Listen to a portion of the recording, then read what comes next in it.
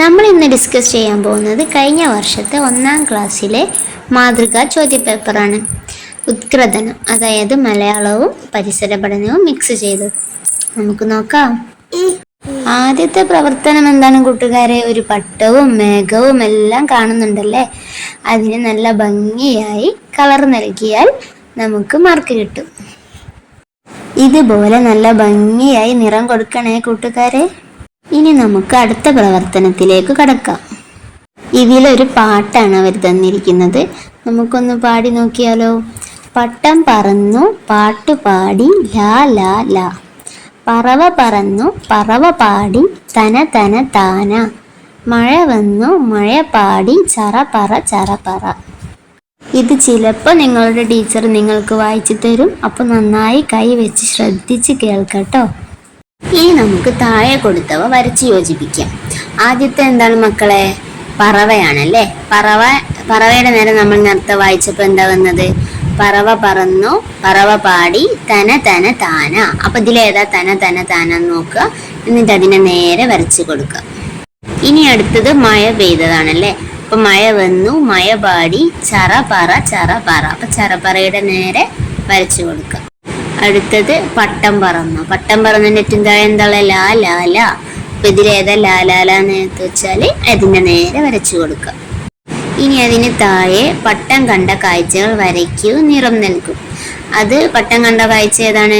ഏതെങ്കിലും ഒരു വീടോ മരമോ അങ്ങനെ വരച്ച് നിറം കൊടുക്കുക.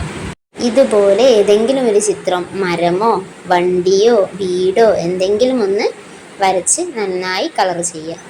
ഇനി നമുക്ക് അടുത്ത പ്രവർത്തനത്തിലേക്ക് പോകാം. പൂവും പട്ടവും. ഈ ചിത്രത്തിൽ ആരെല്ലാം കാണുന്നുണ്ട്? പട്ടവും പൂവുമാണല്ലേ. അപ്പോൾ പട്ടം പൂവിനോട് ചോദിക്കും നീ ആരാ? പൂവ് തിരിച്ചു ചോദിക്കും നീ ആരാ? രണ്ട് സ്ഥലത്തും നീ ആരാ എന്ന് നന്നായി എഴുതി പഠിക്കണം. ഈ രണ്ട് സ്ഥലത്തും നീ ആരാന്ന് എഴുതണം. നന്നായി വീട്ടിൽ നിന്ന് നീ ആരാ എന്ന് എഴുതി പഠിക്കണം കേട്ടോ. ഞാൻ ചെടി. പട്ടം പറയും ഞാൻ പട്ടം. അതും നന്നായി എഴുതി പഠിക്കണം കേട്ടോ. ഇനി മൂന്നാമത്തെ പ്രവർത്തനം നോക്കാം. പൂവിൻ്റെ കൂട്ടുകാരെ കണ്ടെത്തൂ, വരച്ചു ചേർക്കൂ. ഇതിൽ പൂവിൻ്റെ കൂട്ടുകാരൊക്കെയാ? പൂമ്പാറ്റയുണ്ട്, വണ്ടുണ്ട്, തേനീച്ചയുണ്ട്, തുമ്പിയുണ്ട്, തേൻകുരുവിയുണ്ട്. ഇവരെല്ലാം പൂവിൻ്റെ കൂട്ടുകാരാണ്. പൂവിൻ്റെ തേൻ കുടിക്കാൻ വരുന്നവരാണല്ലേ. ഇങ്ങനെ വരച്ച് ചേർക്കണം കേട്ടോ. ഇനി നമുക്ക് നാലാമത്തെ പ്രവർത്തനം കാണാം. ഇതിൽ 3 പക്ഷികളെ കൊടുത്തിട്ടുണ്ടല്ലേ. ആ പക്ഷികൾക്കൊന്നും ചുണ്ടും കാലും വരച്ചിട്ടില്ലല്ലേ. അതിൻ്റെ ഇപ്പുറത്തെ സൈഡിലുള്ള ബോക്സിൽ പക്ഷികളുടെ ചുണ്ടും കാലും ഉണ്ട്. അത് നമ്മൾ ഏത് പക്ഷിയുടേതാണെന്ന് നോക്കി വരച്ച് ചേർക്കണം. ഒന്നാമത്തെ ചിത്രം ഒന്ന് സൂക്ഷിച്ച് നോക്കൂ. ഏത് പക്ഷിയാണ്? തത്തയാണല്ലേ. തത്തമ്മയുടെ ചുണ്ടും കാലും മൂന്നാമത്തേയിലേക്കാണ് വരച്ച് ചേർക്കേണ്ടത്. രണ്ടാമത്തെ പക്ഷി പരുന്താണ്. പരുന്തിൻ്റെ ചുണ്ട് എങ്ങനെയാണ്? നല്ല മൂർച്ചയുള്ള ചുണ്ടുകളും കാലുകളും. അത് ഏറ്റവും മുകളിലേക്ക് വരച്ച് ചേർക്കാം. ഇനി മൂന്നാമത്തെ പക്ഷി കൊക്കാണ്. കൊക്കിൻ്റെ ചുണ്ട് എങ്ങനെയാണ്? കൂർത്ത ചുണ്ടും നീളമുള്ള കാലും. അപ്പം അതിൻ്റെ നേരെ വരച്ച് ചേർക്കാം. ഇനി താഴെയുള്ള ചോദ്യം നോക്കാം. ഏതെങ്കിലും 2 പക്ഷികളുടെ പേരെഴുതാം.